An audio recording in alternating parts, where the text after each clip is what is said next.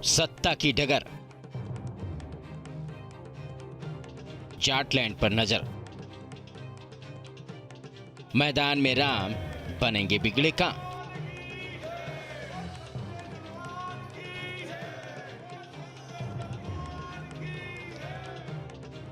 RLD plus BJP गठबंधन क्या सधेंगे Jat? BJP इस बार यूपी के सभी 80 सीटें जीतने का लक्ष्य लेकर उतरी है और पार्टी के सामने जाटलैंड की कठिन जमीन पर कमल खिलाने की चुनौती है। इन सीटों पर 2019 के चुनाव में विपक्षी पार्टियां भारी पड़ी थीं, लेकिन इस बार बदले हालात में एनडीए और विपक्षी इंडिया दोनों गठबंधनों के समीकरण का भी टेस्ट होना है।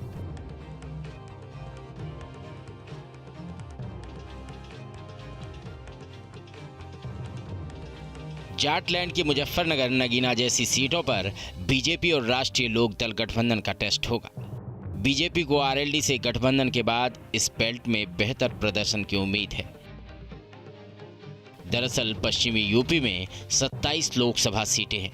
यहाँ की कुल आबादी 7.12 करोड़ से ज्यादा है, जिसमें हिंदू आबादी 72.29% है तो मुस्लिम आबादी 26.29%।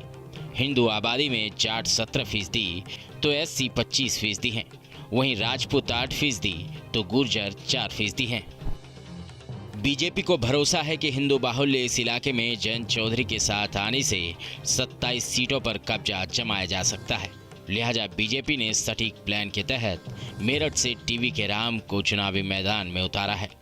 मेरठ से राजेंद्र अग्रवाल का टिकट काटकर बीजेपी ने अरुण गोविल को टिकट दिया है।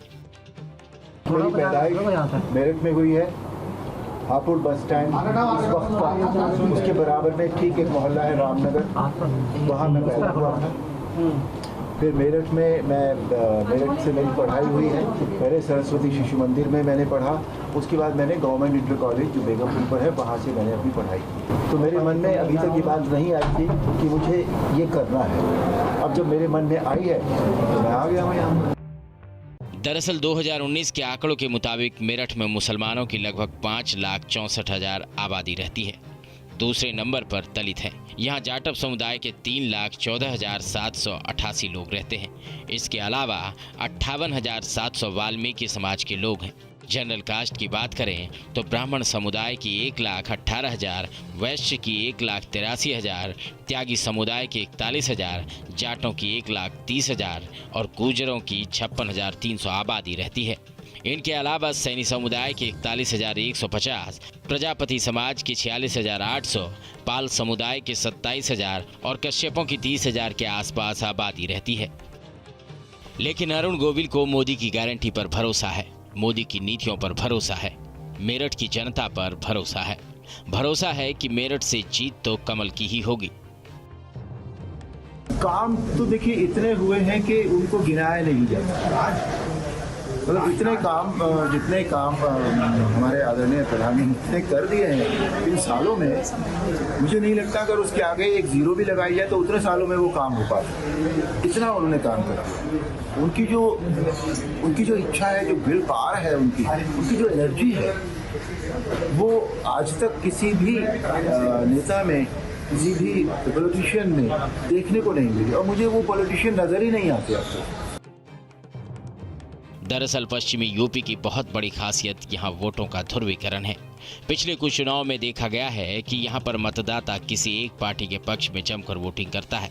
किसी खास समुदाय के पक्ष या विपक्ष में ध्रुवीकरण किसी दल को इस स्थिति में लाकर खड़ा कर सकता है कि वो सूबे या देश की सियासत में अहम रोल अदा कर सके। बीजेपी भी जाटलैंड को साधने के लिए विशेष प्लान बना रही है। इस कड़ी में पीएम नरेंद्र मोदी 30 मार्च को मेरठ में प्रचार करेंगे। इस दौरान जयंत चौधरी भी पीएम मोदी के साथ रहेंगे।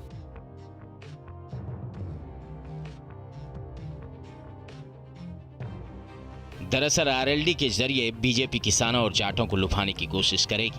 पिछले चुनाव से इस चुनाव तक गठबंधनों की तस्वीर बदल चुकी है।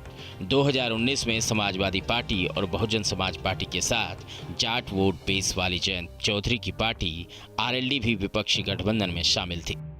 इस बार समाजवादी पार्टी का कांग्रेस से गठबंधन है, लेकिन जयंत की पार्टी बीजेपी के साथ है।